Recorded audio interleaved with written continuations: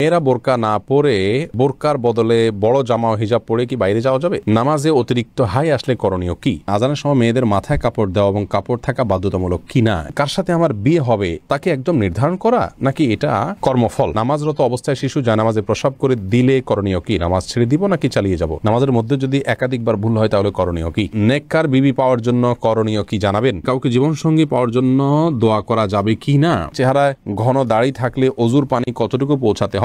সন্তান জন্ম নিলে কি তার কানে আজান দিতে হবে? কোনো কারণে না দিলে কি করতে হবে? আর বিলম্ব না করে আপনাদের ইতিমধ্যে যে প্রশ্নগুলো আমাদের কাছে এসেছে সেগুলোর উত্তর দেওয়া পালায় আমরা চলে যাই এবং শুরু করি আপনাদের প্রশ্নগুলোর উত্তর দেওয়ার ক্ষেত্রে। মেহরিন সুমি আপনি জানতে চেয়েছেন নামাজে অতিরিক্ত হাই আসলে করণীয় কি? হাই আসলে হাত দিয়ে সেটাকে বাধা দিবেন, বাস এটুকু, এর বাইরে আর বিশেষ কোনো করণীয় নেই। সেটা নামাজের বাইরে সর্বাবস্থায়। নামাজের মধ্যে যদি একাধিকবার ভুল হয় তাহলে করণীয় কি?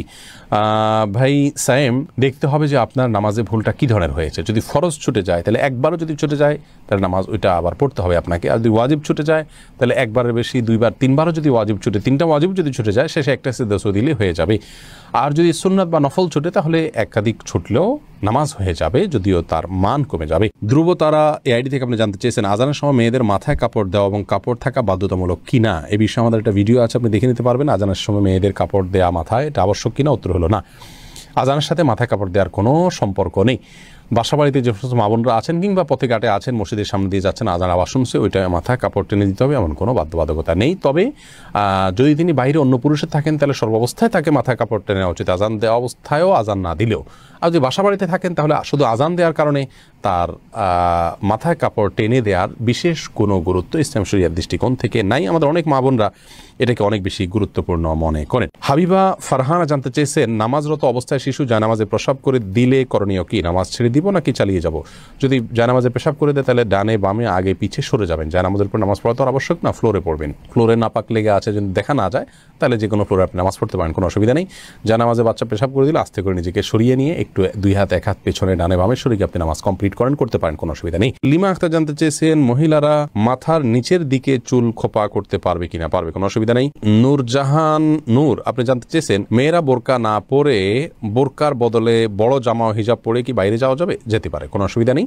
বোরকাই পড়তে হবে এমন কোনো কথা নেই। তার শরীরের সৌন্দর্যকে ঢাকতে হবে, অলংকার ইত্যাদিকে ঢাকতে হবে একটা কাপড় দিয়ে। তবে সে কাপড়টাও যাতে আবার দৃষ্টি আকর্ষণকারী না হয় সেদিকটা খেয়াল করতে হবে। যে কোনো একটা কাপড় দিয়ে নিজের সৌন্দর্য ঢাকলেই চলবে, বোরকাই হতে এমন কোনো কথা নাই। জামা যদি হয় তাহলে সে জামাটা যেন খুব বেশি চাকচিক্যপূর্ণ না হয় সেদিকটা খেয়াল রাখতে হবে এবং যথাসম্ভব পুরো শরীর যাতে ঢাকে সেরকম পোশাক পরতে হবে। এরপরে কানিজ সঞ্জিদা জানতে চেয়েছেন প্রেগন্যান্সির টাইমে জিনের আসর থেকে নিজ বাচ্চাকে কিভাবে রক্ষা করা যায়? অনেক সমস্যা ফেস করছি। বোন সঞ্জিদা, প্রথম কথা হলো এই সময়গুলো খুব স্পর্শকাতর, জিনের উপদ্রব অনেক সময় বেশি হয়ে থাকে। আপনাকে আমরা পরামর্শ দিব আপনার বাসা থেকে হারামের কোনো লেশ থাকলে সেগুলোকে আপনি বের করে ফেলুন। ধরুন টেলিভিশনে আপনি হারাম কোনো জিনিস দেখেন বা আপনার পরিবারে কেউ দেখেন, টোটালি বন্ধ করে ফেলুন। বাসায় ছবিযুক্ত কোনো কাগজ ঠোঙ্গা বা কোনো ছবি ঝুলানো টুলানো যে কোনোভাবে প্রদর্শিত থাকলে সেগুলোকে ড্রয়ার ইত্যাদিতে ভরে ফেলুন বা বাইরে ফেলে দিন। তৃতীয়ত, আপনার ঘরে ঢোকার সময় প্রত্যেকটা সদস্য যতজন বাসায় আসবে বাধ্য করুন সালাম দিয়ে বিসমিল্লাহ পড়ে বাসায় ঢুকতে এবং বের হওয়ার সময় বিসমিল্লাহ পড়ে বের হতে। প্রত্যেকটা জিনিস খাওয়ার সময় বিসমিল্লাহ পড়ে খাবেন, শোয়ার সময় অজু করে এবং ঘুমের দোয়া পড়ে শোবেন, সকাল সন্ধ্যা দোয়া পড়বেন। এর পাশাপাশি আপনি সূরা বাকারা এটা উচ্চ ভলিউমে বা যতটুকু আপনার শুনতে সুবিধা হয় ততটুকু ভলিউমে মোবাইলে বা কোনো কিছুতে বাজিয়ে আপনি রেখে দিবেন বা উচ্চস্বরে নিজে তেলাওয়াত করতে পারলে আরও ভালো। আর রুকিয়া অ্যাপ আছে, অনেক রুকিয়ার অ্যাপ আছে যেগুলোতে শুধু কোরআন হাদিসের দোয়া এবং আয়াত আছে শুধুমাত্র, সেগুলোকে চালিয়ে রাখতে পারেন বাসা বাড়িতে। ইনশাআল্লাহ বিদিনিল্লাহ উপদ্রব অনেকখানি কমে যাবে। তাওহিদ আয়েশা আপনি জানতে চেয়েছেন বেনামাজি ব্যক্তির হাতের রান্না খাওয়া কি অনুচিত? বেনামাজি ব্যক্তির হাতে রান্না খাওয়া যাবে, কোনো অসুবিধা নেই। আপনি কি খাচ্ছেন এটা হলো মূল বিষয়। নামাজি ব্যক্তি হারাম জিনিস খেলে সেটা হবে হারাম, আর যদি বেনামাজি আপনাকে হালাল জিনিস খেতে পারেন, অসুবিধা নেই। হাফিজ মাহমুদ আপনি হাফিজ আল মাহমুদ জানতে চেয়েছেন চেহারায় ঘন দাড়ি থাকলে অজুর পানি কতটুকু পৌঁছাতে হবে? চেহারা যদি ঘন পানি থাকে, এই দাড়ি থাকে, তাহলে আপনার দাড়ির গোড়া পর্যন্ত পানি পৌঁছানো যদি অসম্ভব হয়, কঠিন পর্যায়ের হয়, তাহলে সেক্ষেত্রে দাড়ির প্রকাশ্য অংশে শুধুমাত্র পানি পৌঁছাইতে হবে, যতটুকু ভেতর পর্যন্ত যায় ততটুকু পৌঁছাইতে হবে, গোড়া পর্যন্ত পৌঁছানো বাধ্যতামূলক নয়। এমনি আব্দুর রাজ্জাক জানতে চেয়েছেন নেককার বিবি পাওয়ার জন্য করণীয় কি জানাবেন? নেককার বিবি বা স্ত্রী পাওয়ার জন্য আগে নিজে নেককার হতে হবে। সূরা ফুরকানের ৭৪ নম্বর আয়াতের যে দোয়া আছে সেটা পাঠ করতে হবে বেশি বেশি করে।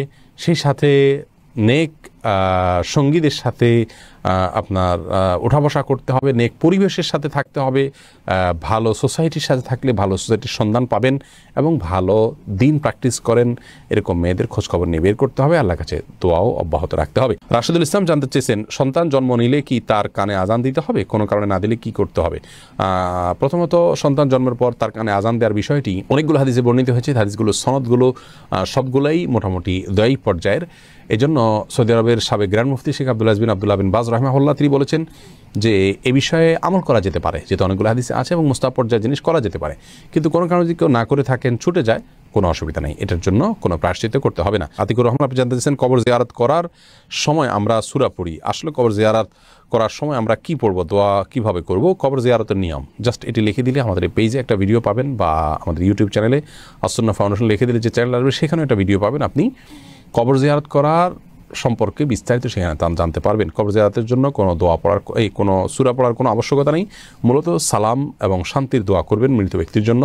সালামুন আলাইকুম দারা কওম মুমিনিন ওয়া ইন্না ইনশাআল্লাহু বিকুম লাহিকুন, বিভিন্ন রকমের সালামের ভাষ্য ফরম্যাট হাদিসে আসছে, সেগুলো যে কোনো একটা পড়লে হবে। সিয়াম পাটোয়ারি জানতে চেয়েছেন, কাউকে জীবনসঙ্গী পাওয়ার জন্য দোয়া করা যাবে কি না? নির্দিষ্ট কাউকে জীবনসঙ্গী হিসাবে পাওয়ার জন্য দোয়া করা যাবে কি না এ বিষয়ে আমাদের একটি বক্তব্য রয়েছে, এই পেজে পাবেন, আমাদের ইউটিউব চ্যানেলে পাবেন, সেখান থেকে আপনি জানতে পারেন।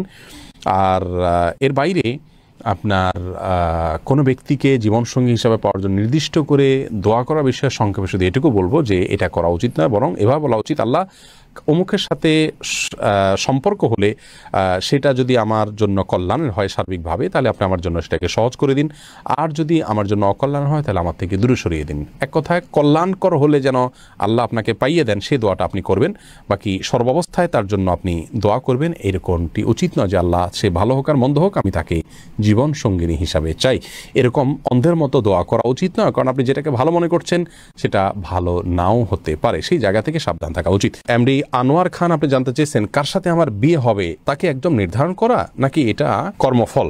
ভাই আনোয়ার, এটা নির্ধারণ করা আল্লাহ রাব্বুল আলামিন নির্ধারণ করে দিয়েছেন কার সাথে কার বিয়ে হবে। নবী করিম সাল্লাল্লাহু আলাইহি ওয়াসাল্লামের একটি হাদিস থেকে সুস্পষ্টভাবে বিষয়ে আমরা নির্দেশনা পাই।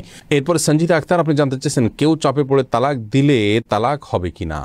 তালাক, বিবাহ এগুলো এমন যে চাপে পড়ে করলেও হয়ে যাবে, এজন্য এগুলো না, যদি কেউ তালাক দিতে না চান তাহলে তাকে তার জায়গা থেকে অটল থাকতে হবে। যদি কেউ জবরদস্তি করে আপনার থেকে তালাক নেয়, কারো কাছ থেকে তালাক নেয়, তাহলে কিন্তু তালাক পতিত হয়ে যাবে। টিপ পরার শরঈ বিধান কি? সালিম ইবনু সাখওয়াত আপনি জানতে চেয়েছেন, ভাই সালিম ইবনু সাখওয়াত, টিপ পরা একজন ইমানদার নারীর জন্য নানা কারণে শোভনীয় নয়। প্রথমত হিন্দুরা বিশেষ করে লাল টিপটা পরা উচিত নয়, আরও বেশি যে হিন্দুরা সিঁদুর পরে থাকেন এটা তাদের ধর্মীয় আদর্শের জায়গা থেকে হয়, সেইটার সাথে সাদৃশ্যপূর্ণ হয়ে যায়, সেই জায়গা থেকে ইমানদারকে অমুসলিমের সাথে সাদৃশ্যপূর্ণ সংস্কৃতিও গ্রহণ করতে ইসলাম নিষেধ করেছে।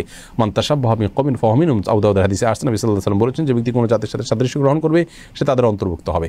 এছাড়া যদি সাধারণ কোনো টিপ জাস্ট সৌন্দর্যের জন্য করেন, নারীরা স্বামীকে দেখানোর জন্য এবং ঘরের ভিতরে তা করতে পারেন, কিন্তু ফাসেকদের নিদর্শন, অমুসলিমদের আপনার সাথে সাদৃশ্যপূর্ণ সেই জায়গা থেকে এটি পরিহার করা উচিত। আর টিপ পরে বাহিরে যাওয়া বেপর্দাহীন বা পর্দাহীনভাবে সেটা তো কোনো অবস্থাতে জায়েজ না, সম্পূর্ণ হারাম। অতএব সে বিষয়ে আমাদের সাবধান থাকতে হবে। নূরজাহান নূর আপনি জানতে চেয়েছেন, মেয়েরা বোরকা না পরে বোরকার বদলে বড় জামা ও হিজাব পরে কি বাইরে যাওয়া যাবে? যেতে পারে, কোনো অসুবিধা নেই। বোরকাই পরতে হবে এমন কোনো কথা নেই, তার শরীরের সৌন্দর্যকে ঢাকতে হবে, অলংকার ইত্যাদিকে ঢাকতে হবে একটা কাপড় দিয়ে, তবে সে কাপড়টাও যাতে আবার দৃষ্টি আকর্ষণকারী না হয় সেদিকটা খেয়াল করতে হবে। যে কোনো একটা কাপড় দিয়ে নিজের সৌন্দর্য ঢাকলেই চলবে, বোরকাই হতে এমন কোনো কথা নাই। জামা যদি হয় তাহলে সে জামাটা যেন খুব বেশি চাকচিক্যপূর্ণ না হয় সেদিকটা খেয়াল রাখতে হবে, এবং যথাসম্ভব পুরো শরীর যাতে ঢাকে সেরকম পোশাক পরতে হবে। রাউফি ইসলাম জানতে চেয়েছেন, পর্দার ক্ষেত্রে চোখ বের করে রাখা যাবে কিনা, তাতে পর্দার খেলাপ হবে কিনা?